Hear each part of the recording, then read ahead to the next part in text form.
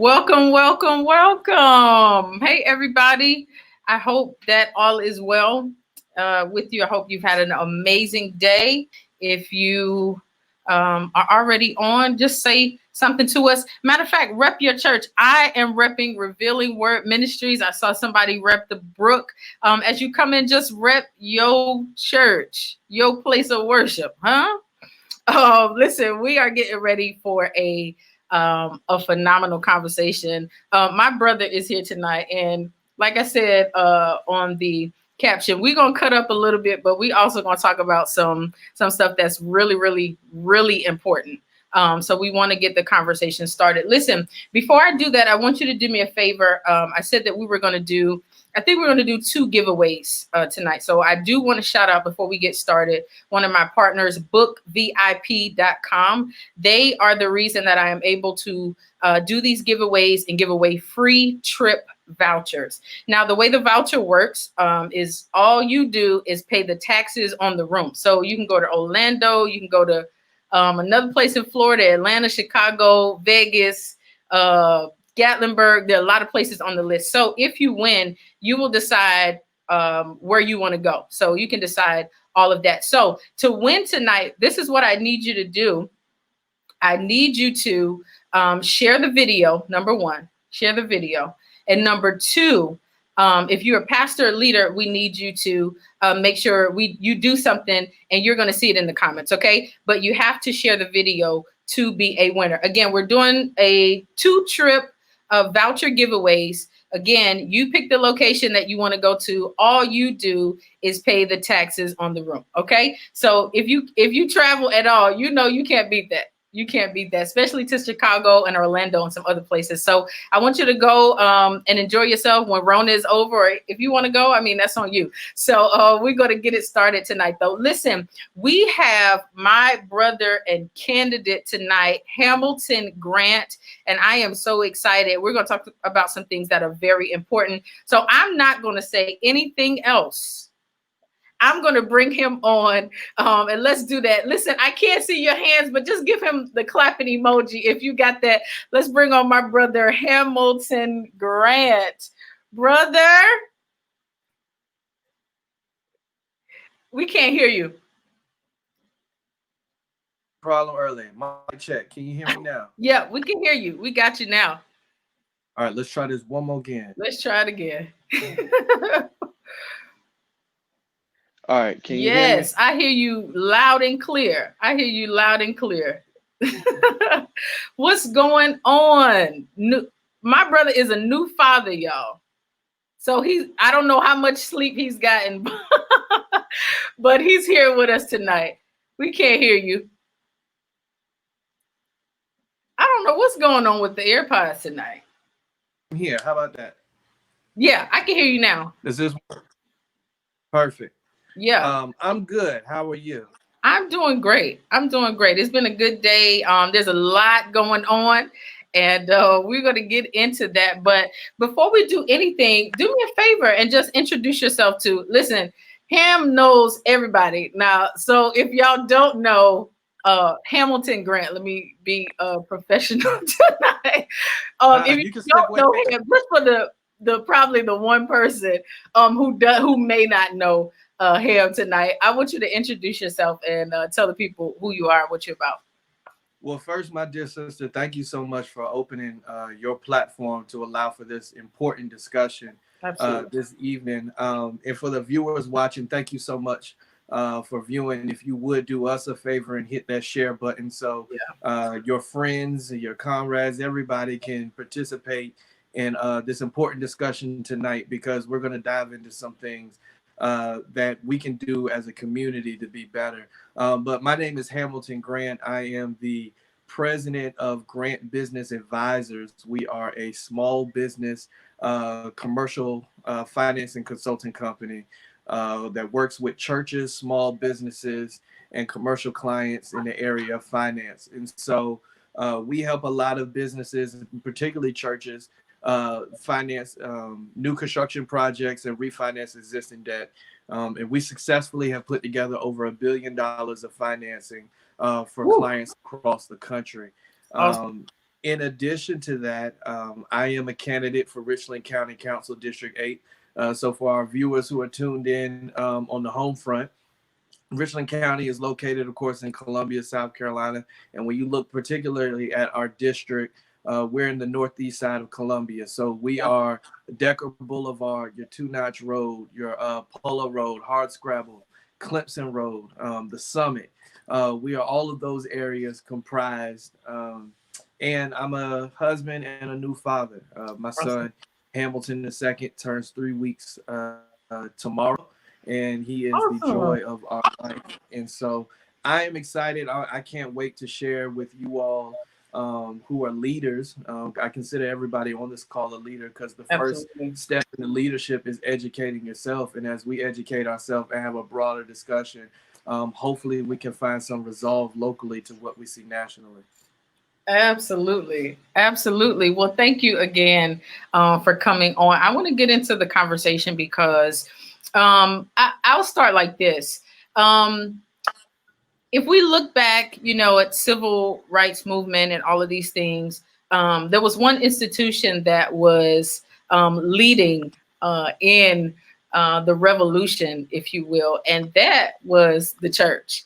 Now, you guys will have to give me your opinion on whether or not you believe that that's still the case. But one of the things I think is that the church has so much power. I feel like, and Ham, you can give me your opinion on this, but I feel like the church has so much power if we could just work together. Yeah, you're absolutely right. So it's crazy when you draw the correlation between the civil rights movement and Black Lives Matter.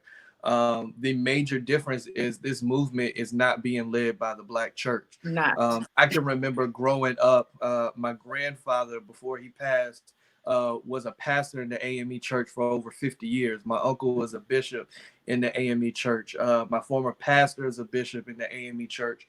And so, the Black church really was, and even the Black mosque, it really was the Mecca and the point to come together, to focus, to strategize, and to organize. Now, I think the Black church has a role to play, but we fall short of our potential. Why? Because then we designated leaders and we set them aside and said, these are who we follow. This generation doesn't do that because everybody has a cell phone. So now I have a platform in my hands and I can do what it is that I want to do from there without the guidance of the church. And so while we find ourselves wrestling with the same issues that a lot of our parents and grandparents wrestled with, the major difference is we do not have that collective power to come together and strategize. The difference between coming to the church, coming to the mosque to put together a plan is that as a people collectively, we have no plan. So, Kristen, if I asked you what the Black agenda was, your answer would be completely different from 4 of our viewers. And so without having that place to come together, or without having that place to really have that conversation, we're lost. And so we really don't meet to the potential of the power that we have. I totally agree. And even going back to the days of slavery, if you think about it, it was like the church had so much power, particularly the pastor, because for some of them, and for some of them, the pastor was really the most consistent male figure in their lives. So he had so much power, and I want to ask you, like, at this point, because I know you touched on the fact that, and I was going to say that too. So you were right in the vein of what I was thinking, is that in some regard, I think we're lacking and I want to say on a macro level, if that makes sense, leadership. Because it's not like, certain families, you don't have a father leader there or certain, but I mean like an overall, like, what can we do? Even looking at this past Tuesday with the blackout situation. Yeah. My question, and I wanted to come on and go live. I just didn't feel like looking like nothing that day. But I wanted to come on and was like, okay, what's something that we could learn from this? Like, what do we do better next time? Because I feel like we could have had more of an impact. So I think go ahead. You look like you had finish your thought. That was well, good. I was going to say, I just feel like we as the church really have, and hear me, because I don't know who's on. I don't want anyone to think that I'm not saying the church isn't doing anything or we don't have any power. That's not what I'm saying. What I am saying, however, is that there's always room for growth. And I think that there is room for growth. So that's just what I was going to say. You go ahead. So I think when you really look at what we're dealing with and facing now, is over 400 years of a systemic issue, right? Yeah. And what happens when you can't fix an overall systemic issue? You create your own system. Mm-hmm. And so in our own system, we created the church. And we have become so enthralled into our own systems that we preach and we shout Holy Ghost in the church and we speak tongues in the church. But when we leave the church, we don't have the Holy Ghost to speak truth to power to the governments and to the people who are in charge and fighting evil in high places. And so really that ties into a gap in Black church and civic engagement. Mm-hmm. When you look at the two, and in particular, you noted the position of the pastor. Unfortunately, to the Black community, the pastor and the politician are stereotyped the same, mm-hmm. And they have different positions. And so when a politician comes around, you say, oh, he only wants our money. He's not going to do any work.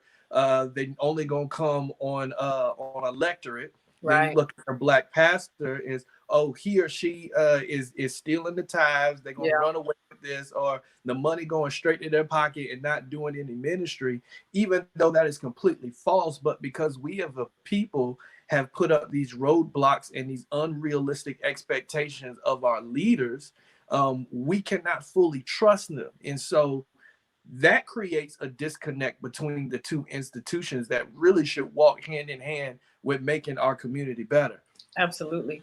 And here's my thing, to Ham, and this is one of the things that I was thinking about today, that I believe for leaders and especially prophetic voices, it is so unbiblical not to be active in justice. Period. Right. If you look at the prophets, they didn't just do like, I'm trying to be careful. They didn't just prophesy houses and cars and babies. They said, no, we're going to take care of the poor. We are going to have a fight in justice. So I think that it is so unbiblical for us to be quiet and for us to not be leading. And again, I'm not saying that we aren't leading, but what I am saying is that we have so much more power, I believe, that we're just not using. We're just not using. To add to that, I think, a lot of pastors and a lot of churches, to their credit, they want to participate. They just mm-hmm. don't know what is the best way to make an impact. Yes. When you look at what's going on, there are so many things that's happening. Not that racism is an isolated incident, mm-hmm. But unfortunately, we see these things starting to happen every 3 to 6 months. Absolutely. On top of that, you have a global health pandemic, right? So there's plenty of work for the church to do, even if the church is not meeting physically in a sanctuary. Absolutely. And so I can gather the saints online and have a service and have church without coming to the building. So I think there are simple things to do. One of the things is make sure that every single member of your church who is over the age of 18 is registered to vote. Period. That's something simple. Period. Regardless of the size of your congregation, whether you are the medium-sized church, whether you are a new ministry, or whether you are a mega church, you are a voting block. And a voting block can change the outlook and the trajectory of a single race. Sometimes these races come down to 20 votes. At the smallest, that might be a church. And so just imagine if you registered everyone in your church who is over the age of 18, how you can change the trajectory of your area. The other thing that you can do is, pastors, make sure that you have ongoing relationships with these candidates and these elected officials. Too many times do I hear the mistrust of, I'm not opening my pulpit to any candidate or politician, or you can come to the church, but after they come, I don't hear from them. Well, was a relationship established on the front end, and were expectations set on the front end? So now, whether win, lose, or draw, at least we have a relationship and we have a dialogue. We missed that point completely, because the only time we see you is when you want to get elected. And on the flip end, I never see a pastor until something comes up in the community of an unjust shooting or something like that. Now you want to rally at the school board meeting. This is the first time I've seen you in that setting. So we've got to bridge that gap. A third thing we can do is think about starting a civil engagement ministry in your church. Find people who are passionate about doing the work of the community and doing the work of civic engagement. Have those people attend these school board, county council, city council meetings, report back to the ministry, so the ministry can report back to the church from a policy perspective and a community perspective. So you really have a pulse of what's going on in the community. Listen, I think that's, go ahead. Yeah, go ahead. No, I was going to say, I think that's so important, because I think they need to see us. And this may be where this stigma comes from. They need to see us more than when we just need money. Yeah. So they're going back to what you said. It doesn't happen that much, right? And so I've seen several instances, and I won't name the ministry, to where there was a meeting, whether it was city council, school board, whatever, there was a meeting. This one pastor said, hey, I need y'all to show up. When I tell you, and I usually arrive to these meetings early because I want to see. I got this meeting 30 minutes early and was outside because I could not get in. That is the impact. That is the impact that has on a meeting. And then about 50 people were lined up to speak in the public comment section. That's powerful. So if I see that as an elected leader, to see your church, your pastor being active and engaged, ain't no way in the world I'm not going to have a relationship with you, because I don't want to cross you, because you have now demonstrated the power to mobilize and organize people. Absolutely. If I don't do right and you don't hold me accountable, I don't keep my job as an elected official. It's that simple. These are things we can immediately do. This don't take an offering of the budget. This don't take a special committee. The deacon board don't have to vote it up or down. This is something we can do right now. Yeah, I agree with that. And I think it's, again, so important that we as churches, we have to get involved, because, one of the sad things that I was thinking about is in many denominations, well, I won't say in many denominations, I won't generalize it, but I know there are times where we know what bishops are up for election this year, but don't know who your representative is. Yeah. We can't do that. Again, there's power that we have that we really have to tap into. And we have to be united in doing that. So tell me, what are some other things you think that the church can do? So one of the things you just said it, you need to find out who your elected officials are.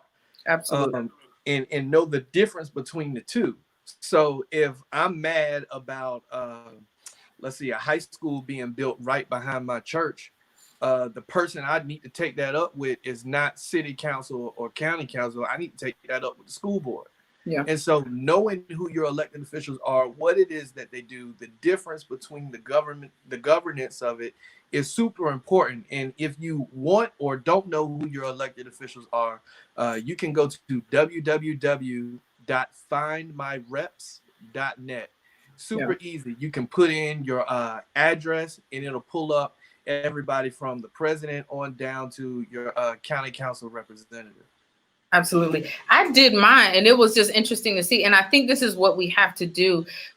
I believe that we can no longer, and some people may not like this, I don't think we can just vote color, and I don't think we can just vote Republican or Democrat. I think we have to do our research, and because it's interesting. I was thinking about it today. When I buy something, let's say I was going to buy a new car, I'm going to research. I'm going to say, this person might give me this deal. I'm going to look at the specs of the different types of things that I'm going to look at. But when it comes to these things, I know a lot of people who just go in there and just do anything if they vote.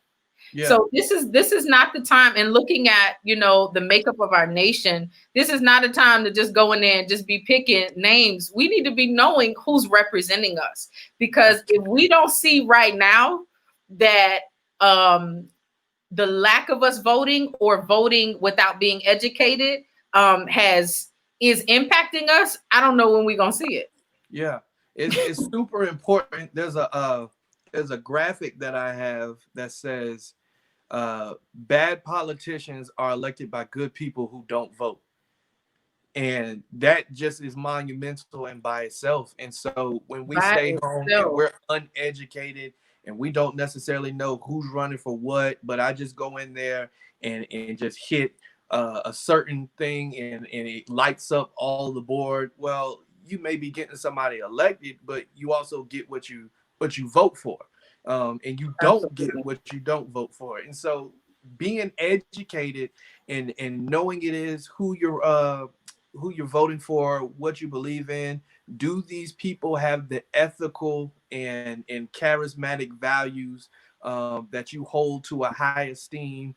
That is something that is extremely important as well. And Google is a great tool to research these individuals. I'm telling you, I literally did this, and I was looking at those who are running for sheriff, because again, this can't just be about color. In my opinion, it even just can't be about color. I was looking in our state. I think there were 2 African American candidates, and just looking at them and the differences and the experience that they have.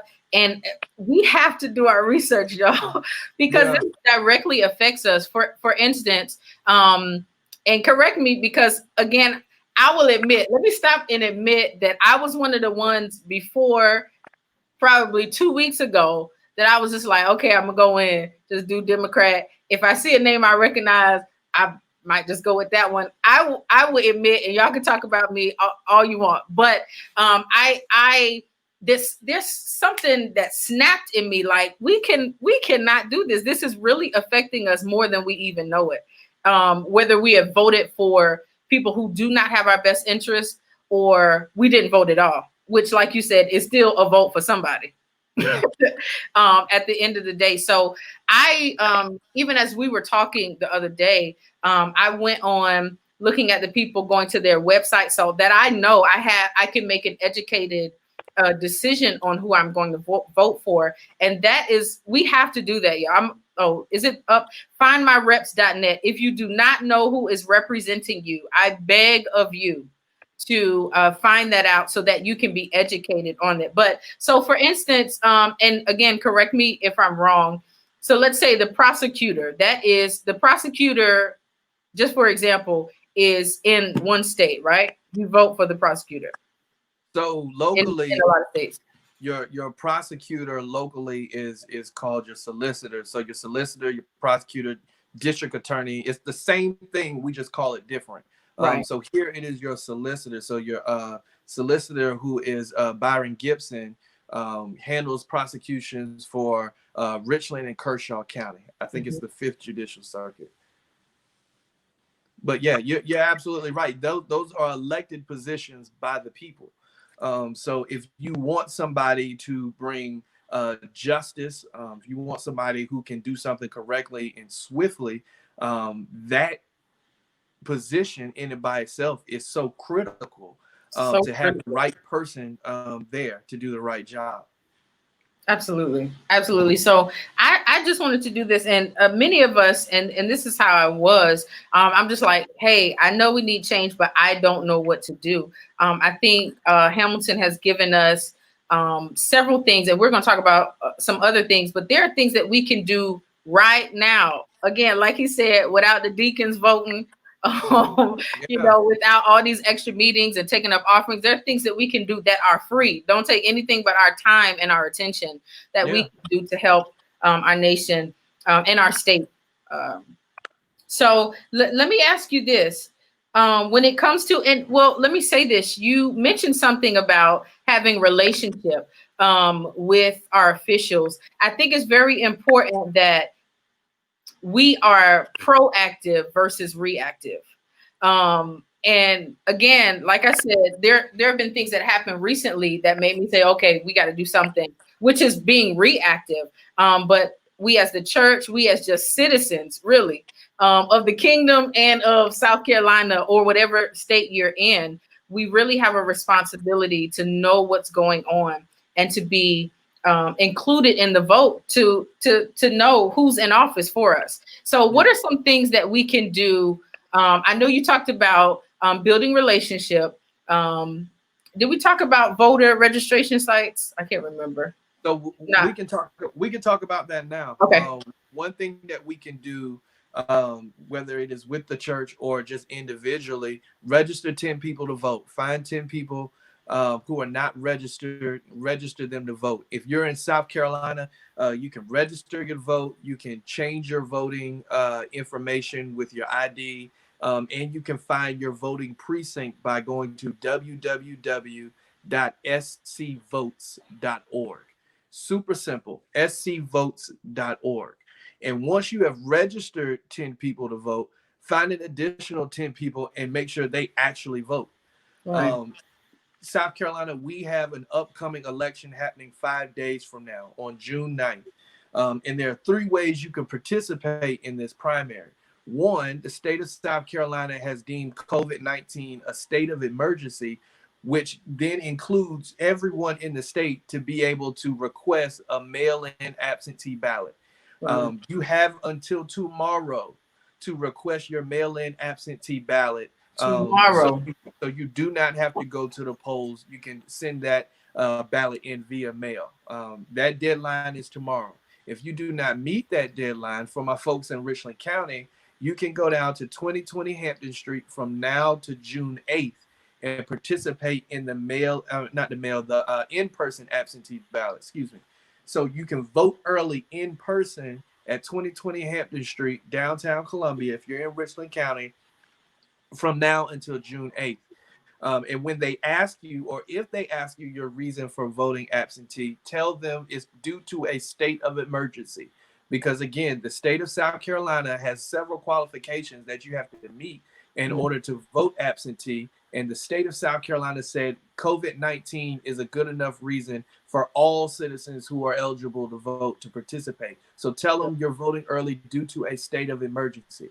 And for those who don't want to participate on the 8th, of course, you have June 9th. On our website right now, grantforsc.com, and on all our social media platforms, we have our voting precincts that you will regularly vote for, but are consolidated. So we have a list of those. Due to COVID-19, poll workers are not turning out and are not working this election in the numbers that they generally would, because a lot of the poll workers fall in that category of people most susceptible to catch COVID-19. So polls are now being consolidated, and we have a list up, if you're in District 8, on what those consolidated polls are so that you don't go to the wrong place. And if you just so happen to go to your regular voting precinct and they have consolidated, there should be some information on the door to direct you to the right place. Awesome. So tell me this, because I read something, or someone sent me something, and I didn't go into detail in it just yet, but there was something around college students being in the town that they're from versus the town that their schools are in. Do you have any information on that? So if you're a college student, and I'll say what I know. If you're a college student and you've registered to vote at that university, then that is your voting precinct. That is your area. If you have since graduated, you need to update your voter registration information with your permanent residence or your current residence, or else you will be required to vote at your precinct which may or may not be a college. Mm-hmm. But it's crazy because in some states, when you look at the identification required to vote, some states will not allow a college identification card to be used as a photo ID to cast your ballot to vote. So again, I think this is a yet another reason why we have to vote, so that and have relationship with those who are making decisions for us, so that again we have a voice. I think, you know, not that this was ever right, but we cannot just keep shouting and praying and speaking in tongues, and we don't have a voice in our communities when we get out of church. And let me say this. Yeah. While we talk about the importance of voting from a historical context and even from a practical context, I am cognizant and understand that all of your viewers may not be of the same thought and vein that I am when it comes to voting. And we cannot ignore that. I think for too long, we have tried to shove voting down people's throats without making it practical and understanding why it is important right now. Absolutely. When you deal with my sister's generation and the generation behind them, they're now 21. And so when you deal with 16-year-olds, 17-year-olds getting ready to vote, I think you have to make it practical and understand why their vote counts. Too many times do we have conversations with people who say, oh, my vote doesn't count, and we throw them to the wayside without having conversations with them and showing them why it should count. And so I don't want to discredit the individuals who don't think voting matters. However, I do want to continue having a conversation and say, hey, voting may not matter to you from your thought process or from your vantage point, but let's talk about the lens in which you view it. A lot of people are turned off from the political process because we're sick and tired of what happens at 1600 Pennsylvania Avenue with 45. And so when you look at the rhetoric that comes out of DC, we are turned off from a national perspective, not realizing that your local government has more to do with your everyday way of life than anything else. I may not ever meet a Barack Hussein Obama, but I can meet a Steve Benjamin walking down the street. I can see a Jamie Harrison, who will be our next United States Senator, at a meeting. I can see these local officials and have real conversation with them, which sparks change and which sparks that relationship that we speak on. So while there may be some who think voting doesn't matter and your vote doesn't matter, gosh, I forget what year it is, but it's when Nikki Haley ran for governor against Senator Vincent Shaheen for the first time. Nikki Haley won by a small margin. I want to say it was less than 2,500 votes. That one election changed the trajectory of South Carolina, because what Nikki Haley did as governor was reject the Medicaid expansion from the Obama administration, which shut down several hospitals in rural South Carolina, which has crippled our infrastructure when it comes to healthcare across the state. That one election. So, okay. So tell me this. Let's say that there's someone on here right now who's like, I'm not down with the voting, I'm not registered. What advice would you give them? What would you say to them right now?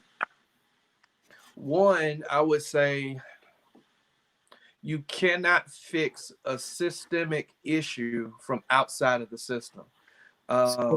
You can poke the bear, you can agitate the system, you can create friction, you can make people uncomfortable, but until you are part of the system, you cannot change the system. And so being a registered voter changes the system. And participating in that election, not just for the fact that our grandparents and great grandparents had to go through crazy tests just to be able to register to vote. Not because dogs were sent out on them and water hoses were put out on them, just for the thought of voting. All that is important, but your very lifestyle can change because you do not vote. If Donald Trump is elected to another 4 years, In 8 years, one man has the possibility of electing over 300 federal judges across the United States of America, which could set our judicial system back 25 plus years. And so it'll take another lifetime, another 2 lifetimes, just to undo what was done. Then you have to have a third lifetime to try to start something new if you don't start all the way back over again, depending on who you elect. And so, you know, when we look at the system and we try to look at different ways, and it takes everybody, whether you're an agitator or a protester or a rally goer or a marcher, whatever it is, it takes all of us. But at the end of the day, our fundamental right is to take our frustrations out on the ballot box and vote people in or out, depending on whether they align with our views. Absolutely true, man. You just preach, champ. Doing the best I can on this good Thursday. Listen, you just preach to the people. Again, I thought that this was a very important conversation, because in the past, I'm like, man, there needs to be some type of change, and I don't know what to do. I can sing. If you need me to teach Bible study, I can do that. You need a house, I can do that. But what do I do in this? And I think it's important to talk about, and you kind of touched on it when it came to voting, is that I think we have to, and I did a live, I think Sunday, is that everybody's lane is different. So listen, I thought about it, but I was like, no, I protesting, you know, out there. First of all, in the heat. If y'all did it, listen, thank you so much for all that you do. But that just ain't my ministry. Yeah. But everybody has a voice. Everybody has influence. And I think, and we're talking about the church tonight because of the influence that it has, because of the weekly gatherings. If y'all are doing Zoom, if y'all are doing Facebook, there, I believe at this point and beyond, we have to use these platforms to talk about these things, to talk about the issues, and to really rally people. So again, this was so important. So, and then this is what one of the other things I want to say before I give it back to you is that we, not just as the church, but even as individuals, we have to use our influence. Mm-hmm. Listen, my cousins gonna hear from me about voting. My grandma, hey, grandma, what, you know what I'm saying? So we have to see it as important, just like everybody is talking about the last season of How to Get Away with Murder. Right. You know what I'm saying? Just like we talking about the new Jays that's out. This is something that we really have to see as important, because when it comes to, you know, some of these laws and the rights that we have, and you talked about getting money and getting funds and all of these things, this stuff affects us. Yeah. Like every day. So we have to see it as important. And you said something very interesting about all of us having a role to play.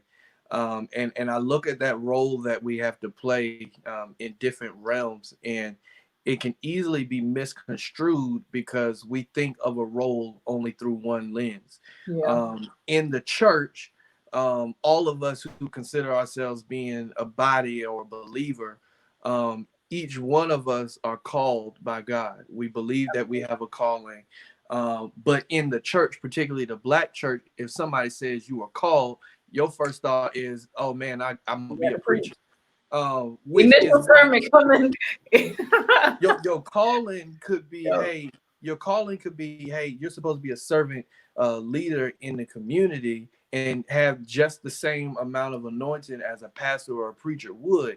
And then it's the same in the civic world, right? So if somebody says, hey, you're doing a really good job, we really stand behind you, you are really powerful, we like your voice, automatically people say we need to run that person for office. Well, that may not be their role, and that may not be their lane. So I think we really have to self-evaluate and know who we are, what our identity is, how we can play a role in what it is we want to do and make that change. I tell people all the time, especially younger people who are interested in this role and in this arena, and they ask, you know, I want to go into politics. I said, well, one, you might want to change your perspective, because anybody that says they want to be a politician, you might want to run far away from them in the opposite direction. You first want to be a servant leader, because those role in this space, and I'm comparing the two between the church and the civic engagement, because there's so many correlations. When you look at the leadership, I mean, people look at you from afar and see you get to sit up front, or your name gets called, you're on a program, right reverend, presiding prelate, the honorable senator, congressman, whatever it is. That's what they see. That's the attractiveness. But what they really don't see is the unsexiness of what it is that we have to do. You spend time away from your family. You go to these meetings and spend time away from your business for little to no compensation. You really take the brunt of criticism from people who look at something from a pigeon's view, and you're at a 30,000 foot eagle's view. So they don't have the perspective of which you see something, so they criticize for what they don't understand. So you really have to grapple and wrestle with the fact, do I want to put myself on that kind of pedestal, especially if I'm not ready? So really evaluate everyone. Yes, everyone has a role to play, but your role should not automatically be, I'm a preach or I'm a run for office. You can create change just by getting on a county commission. Let's say the Richland County Elections Commission. If you are good and have relationships with communities, and you want to make sure that the process in Richland County is fair for voting, you got the machines, you got the poll workers needed, run for that. That is something that the county does. They have several commissions that you can be a part of, and you can have immediate say to the roles in which the community plays a part in. That's good. That is so good. And I think that needs to be said across the board. I mean, with anything, because so often we look at titles as leadership. But you can have a title and your leadership just be the pit. I mean, it's just terrible. So we I think that is so important that you say that, because, you know, it does not take, you don't even have to have a title to be a leader, to have influence. Yeah, one of my favorite things that was taught to me at South Carolina State, a lot of people know that I was on the band at South Carolina State. Shout out to the Marching 101. I do remember. And as a drum major, we look at the drum major as the person up front, wear the big hats, do all the dances back when I had good knees. Now that I'm a little older, I can't get we ain't that old now. No. My knees be cracking too. One of the things that was so powerful that has always stuck with me, especially when you talk about the role and realm of leadership, is that one of our band directors always said, people are going to follow you just because you're a drum major, but people are going to want to follow you because you're an effective leader. And there's a difference. People will follow you because of your title. They'll do it reluctantly. They'll do it haphazardly just because they either want to keep their job or they like where they're at. But people will feel motivated and will want to be a part of it, and will want your buy-in, and will want to be everything that it is that you want to do to bring that goal to completion. If you're an effective leader, and effective leaders always first know how to follow. That's good. So, and this is one of the reasons. If you, I don't think I said this earlier, but I literally called Hamilton. What was that, Tuesday maybe? Just because I had some questions about the whole election and voting and all of those things.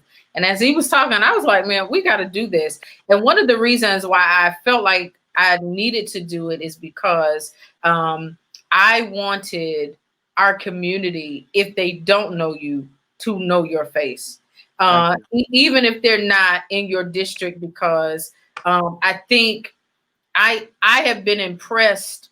And this goes even before. I think I called you at the last recharge to come. We were actually talking about the racial injustice, and we did a panel discussion with an officer and maybe the Urban League or somebody. He and I are good friends Cohen.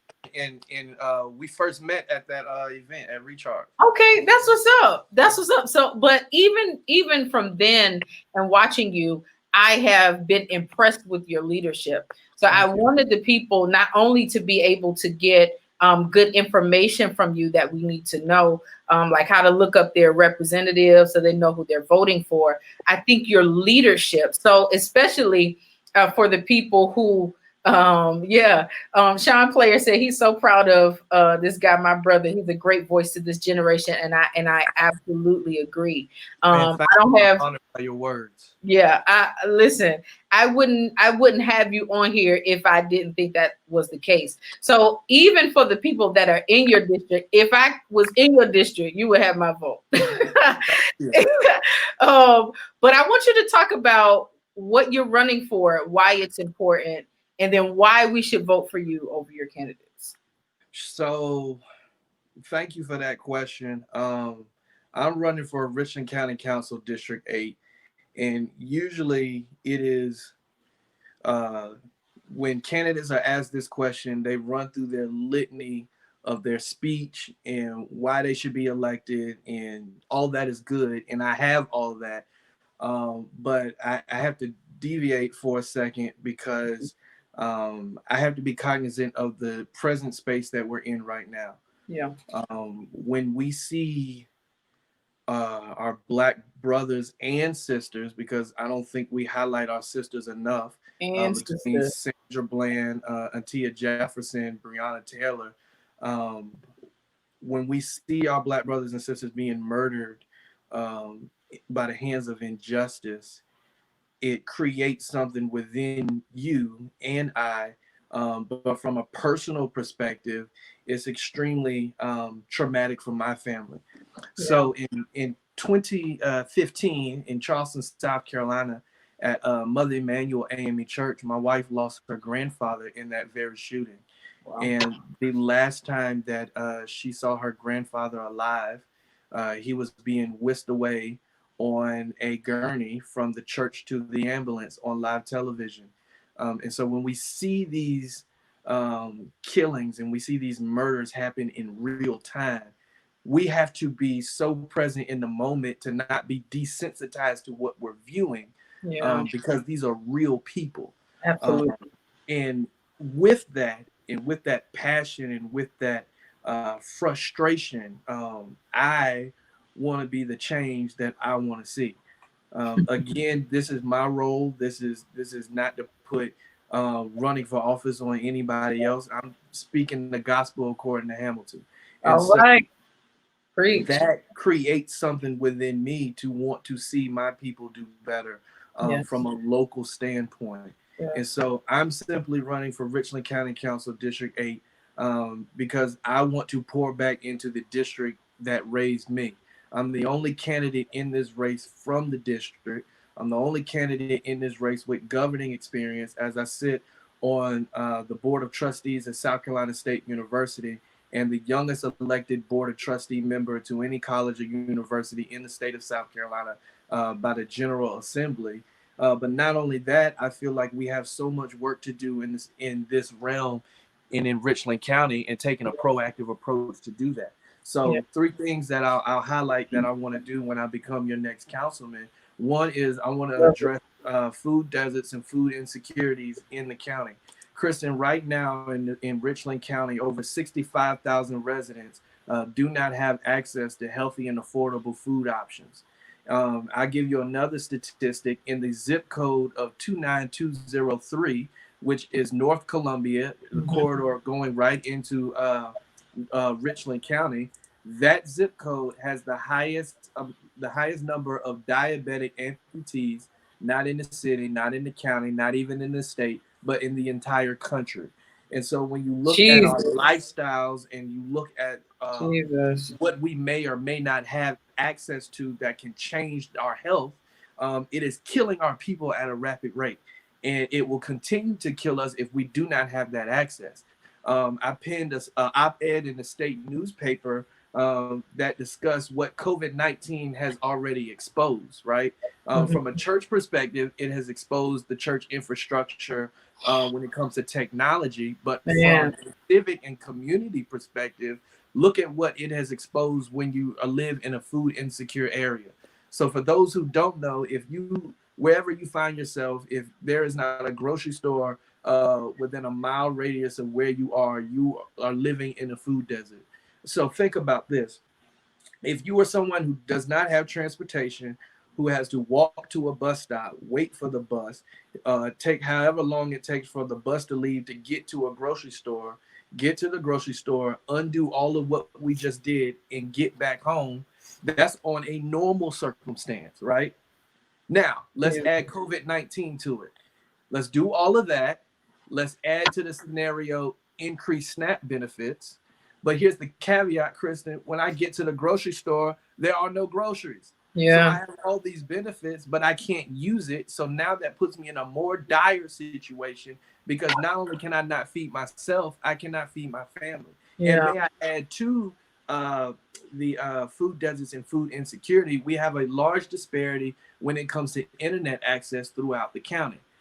Much like how electricity and water and sewage are utilities, so should the internet. In 2020, Absolutely. we should not talk about how we sit our kids home to stay safe from COVID-19 and we sit them home with tablets and laptops, but we have no internet to complete our assignment. I have no internet to log on and work from home. So now the technology gap is being broadened and is setting our people back. I know that's a long first point, and I'll run through the next two. Go So the ahead. second one is addressing penny sales tax program here in Richland County. In 2008, the county said we want to develop a program for every dollar that comes into Richland County. We'll put a penny tax on it to increase and enhance our roads and give us some beautification with our greenways. 2008, that failed. 2012 came back around and it passed. And so from 2012 to now, we have seen a series of controversial events dealing with that. And the fact of the matter is, and I want to alert our residents of Richland County who may be watching, if any candidate says they know exactly what happened, they're lying to you. And here's why they're lying to you. Oh, The state expose Department of Revenue and Richland County are in them. a legal battle, and everyone involved has signed a non-disclosure. And so what we can draw from this is a mismanagement, and the cost of construction has inflated throughout the years. But the fact of the matter is, three projects as of 3 weeks ago were over $145 million over budget and 3 years behind schedule. And so what county decided to do was come together, reduce some of these project sizes to bring them back on schedule and under budget. And that is what they did. And I'm very happy to say that since day one of my campaign, we have called for that and we have asked them to come back and revise that, because once it is done, you can get back to doing the work of the county.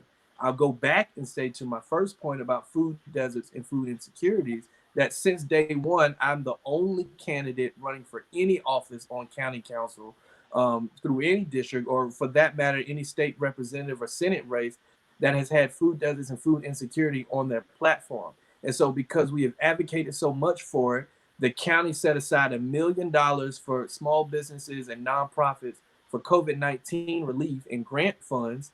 $500,000 of that 1 million was set aside specifically to address food deserts for senior citizens and citizens of low income residents. Something we're very proud of. And the third thing, and I'll leave with you, is this, is that we have to address community safety. I don't have to spend time on what's going on across the country. We see it. And we see it locally. So not only from a law enforcement perspective, we need to make sure that we're being safe in a global health pandemic. The media and the news and everything that's going on around you would want you to think that we are over COVID-19, when in fact, in the last month, since the state and the nation has started opening, there has been an increased spike of numbers and cases happening. So if we are going to reopen the state, I believe the county has some responsibility to help provide PPE protection to some of these small businesses who are opening up. So if you are a small business and you are going to open up, the county should provide masks for you. The county should provide county-wide testing to make sure that everyone is staying safe.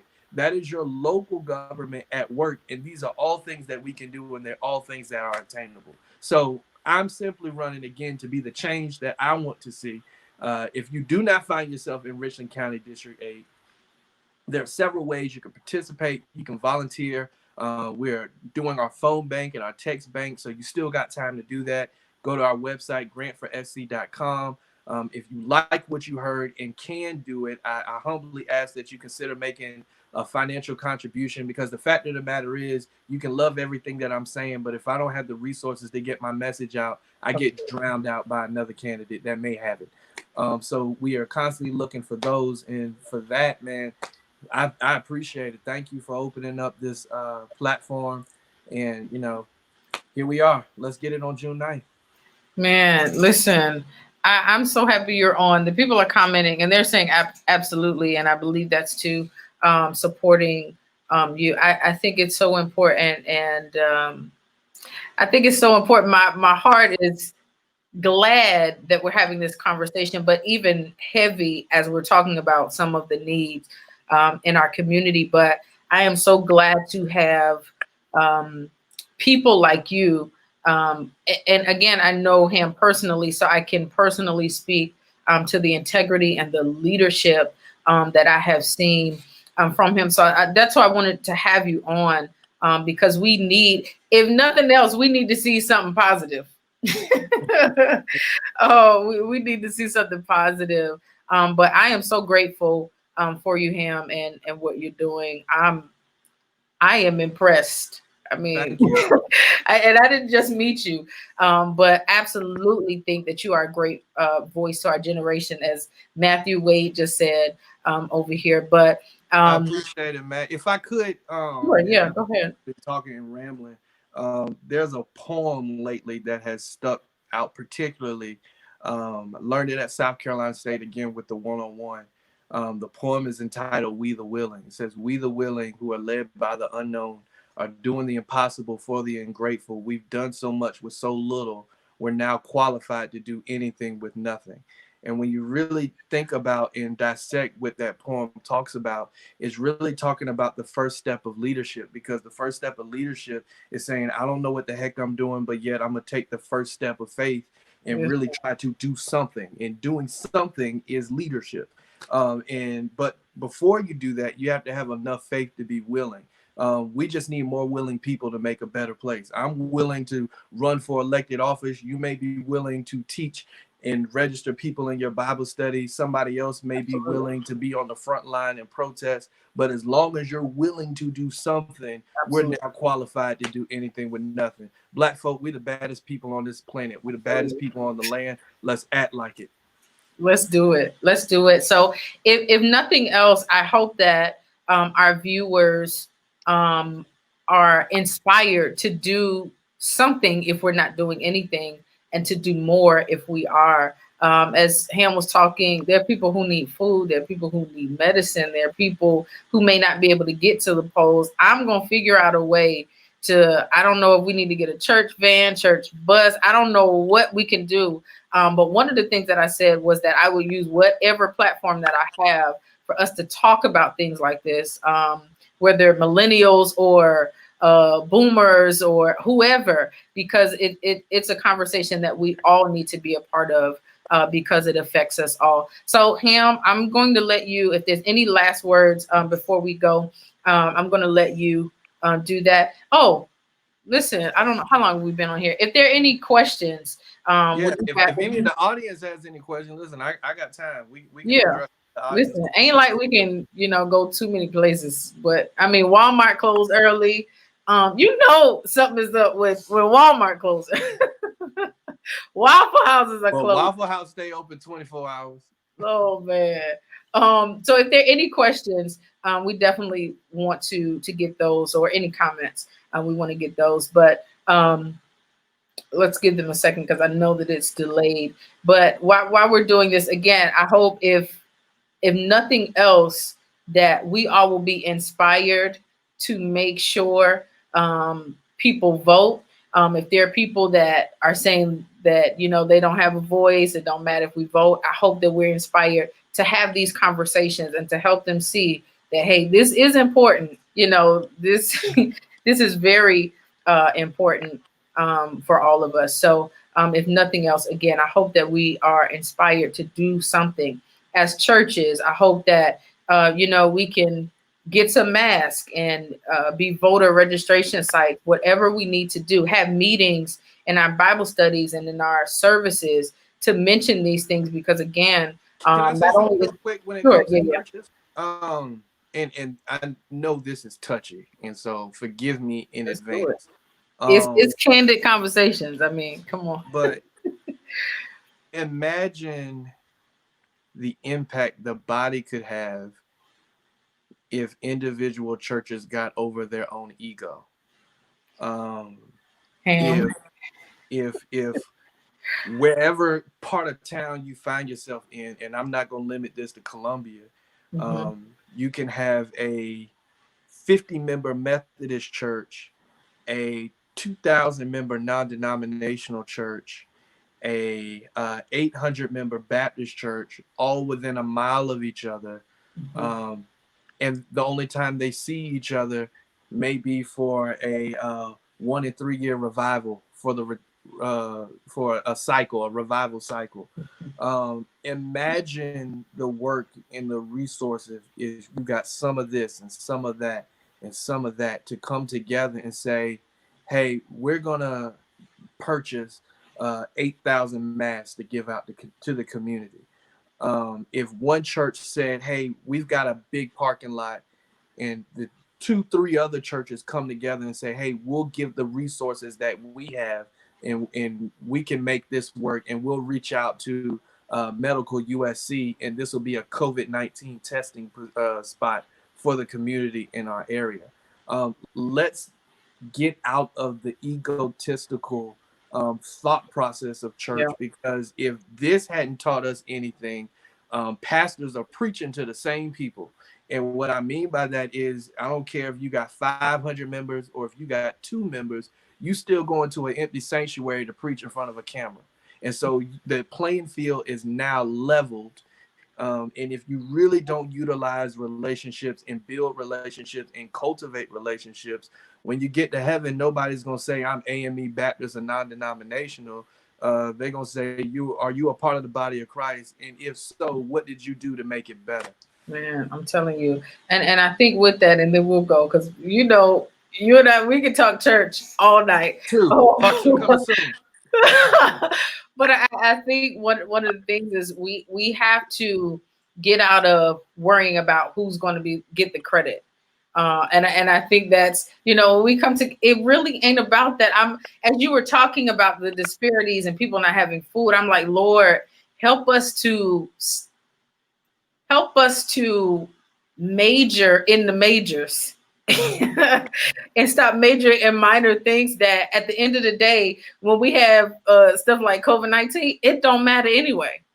I appreciate your church and how beautiful it is, but ain't none of us really going to church. You know what I'm saying? So to really just get out of that. And Bishop Jake said something to me about the word, or not to me. He said it on a video that I was looking at about the word submission. And he was talking about how, you know, sub means to come under the mission. And if we could just put the mission in front of us, we can make some impact, but it has to be about the mission, not about the money, not about you know, anything other than that. But if we can get the mission and make that the focus, man, again, going back to the beginning, we have so much power.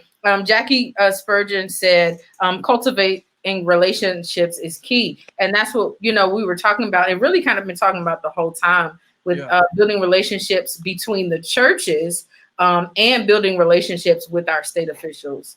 Absolutely. Yeah. So important. Any last words? Any last words before we go tonight? I'm grateful. People, please go vote.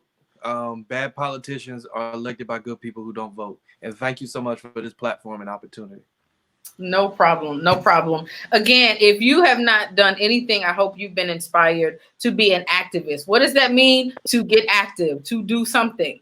Okay. If you're not going to protest, do something else. Be an advocate in your family, be an advocate in your church. But let's do something, y'all, so that we can change our state and our nation for Jesus. Hallelujah. Y'all have a good night.